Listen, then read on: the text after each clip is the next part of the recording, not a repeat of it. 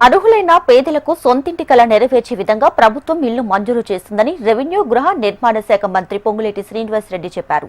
దేవరకద్ర నియోజకవర్గం మూసాపేట్ మండలం ఉప్పరిపల్లిలో ఇందిరమ్మ ఇళ్లను మంత్రులు పొంగులేటి శ్రీనివాసరెడ్డి, వాకిటి శ్రీహరి, జూపల్లి కృష్ణారావు ప్రారంభించారు. సొంతింటి నిర్మాణం పేదోడి ఆత్మ గౌరవం, భరోసా, ధైర్యం అన్నారు. ఆర్థిక పరిస్థితి బాగా లేకున్నా ప్రభుత్వం చిత్తశుద్దితో పేదవారి చిరకాల కోరిక చిన్న ఇల్లు ఉండాలన్నది. ఆ దిశగా ప్రభుత్వం ఇందిరమ్మ ఇల్లు నిర్మించి ఇస్తున్నట్లు చెప్పారు. 10 ఏళ్లు అధికారంలో ఉన్న ప్రభుత్వం పేదలను విస్మరించిందని విమర్శించారు. విడతల వారీగా పేదలకు ఇల్లు నిర్మించి ఇస్తామని మంత్రి పొంగులేటి చెప్పారు.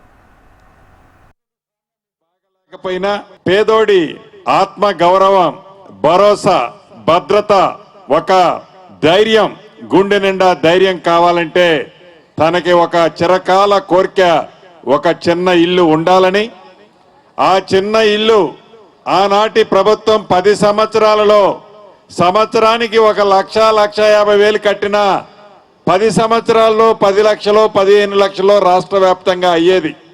వారు 10 సంవత్సరాల్లో కట్టింది ఎంత అంటే టెండర్లో పిలిచింది 94,000, పూర్తి చేసింది 76,000, మిగతా అన్ని మొండిగోడలతో ఉంటే వాటిని పూర్తి చేసి మన ప్రభుత్వంలో బేసిజాలకు పోకుండా ఆ ఇళ్లు ఇస్తూ అదనంగా ప్రతి నియోజకవర్గానికి ఈనాడు 3,500 ఇళ్ళు ఇస్తున్నాం.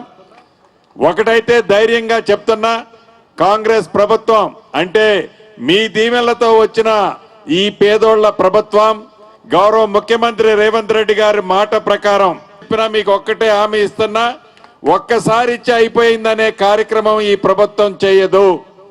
ఇంకా 3 విడతలు ఇస్తాం. ఈ 3 విడతల్లో అర్హులైన పేదవాళ్ళందరూ నీది ఏ పార్టీ అని అడగం, నీది ఏ కులమని అడగం, ఇల్లు ఇచ్చిన తర్వాత నాకు ఓటేస్తావా అని కూడా అడగం. వాళ్ళ గుండెల్లో మేమిచ్చింది, మేము చేసింది మంచి పని అయితే ఆ తల్లే, ఆ అన్నే, ఆ పెద్దయ్యే మాకు ఓటేస్తాడు. అంతేకాని ఓటు కోసం ఇందిరమ్మ ఇల్లు ఇచ్చే ప్రసక్తి లేదు. పేదవాడు అయ్యుంటే చాలు, ఆ పేదవాడి చిరకాల కోరిక ఇందిరమ్మ ఇల్లు ఇచ్చే కార్యక్రమం ఏప్రిల్ నెలలో మళ్ళొక విడత రిలీజ్ చేస్తున్నాం.